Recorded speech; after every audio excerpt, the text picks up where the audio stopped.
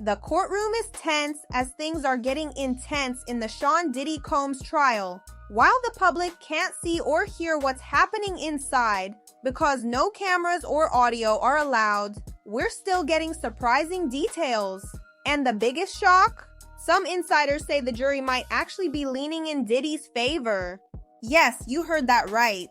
Even though Diddy is facing serious charges, racketeering, trafficking, violent abuse, court experts are noticing something unexpected. Some jurors might be connecting with Diddy.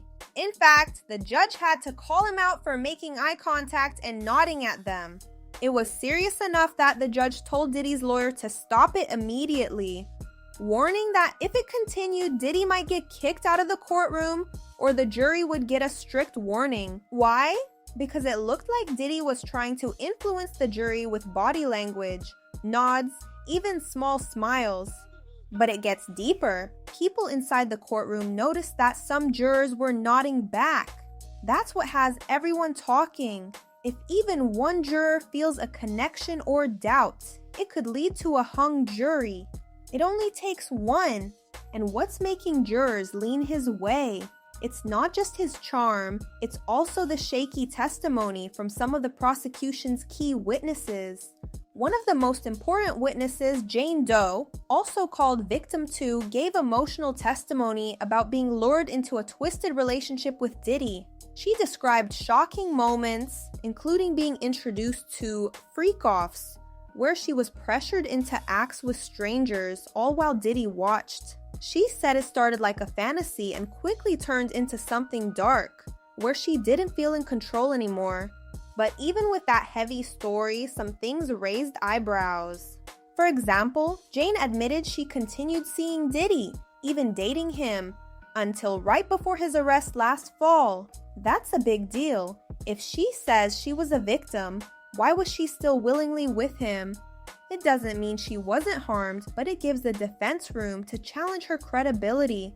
Jurors may now wonder, was it really trafficking? Or was it just a toxic, complicated relationship? And Jane isn't the only one facing doubt. Another woman, Brianna Bengolan, said Diddy dangled her off a balcony during a violent incident. But under cross-examination, the defense showed receipts suggesting Diddy might not have even been in the city when that happened. Not only that, she sent texts to friends 2 weeks later wanting to buy Diddy a sweatshirt. That doesn't exactly scream fear or trauma. The courtroom reactions were telling. One court reporter said jurors didn't just sit still. They raised their eyebrows, looked confused, and maybe even skeptical. Some reportedly even laughed quietly during the questioning. Not loud enough to be rude, but enough to show they weren't totally buying everything they were hearing. This kind of response is what Diddy's legal team is hoping for. They're smart. They have multiple lawyers, each with different styles. One is harsh and aggressive, another is soft and respectful.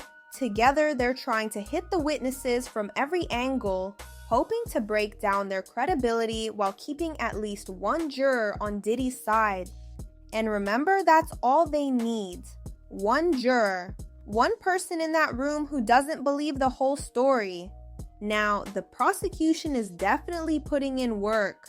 They brought up texts, photos, and financial records.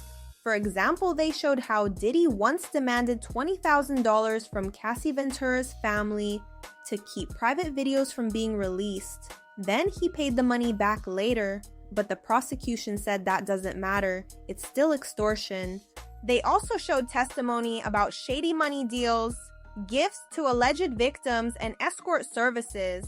And there were even photos of Diddy's hotel suite, filled with bottles of lube and drugs, the night before his arrest. So yeah, it's a wild, messy trial, but none of that matters if the jury doesn't believe the victims or thinks the evidence isn't strong enough. That's where the worry kicks in. Court experts say the judge is clearly worried about how jurors are reacting. If jurors are nodding at Diddy, showing emotion during weak testimony, and looking unsure, it could be a sign that the prosecution's case is starting to fall apart in their eyes. Still, this isn't over. Jane's testimony isn't finished.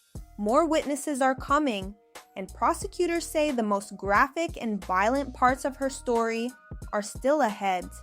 So the big question remains, will the jury stick with the facts, or will Diddy's personality, power, and courtroom behavior win someone over? We'll have to wait and see. But one thing's clear, this trial isn't going how many people expected. And if this jury truly is siding with Diddy, well, everything could change.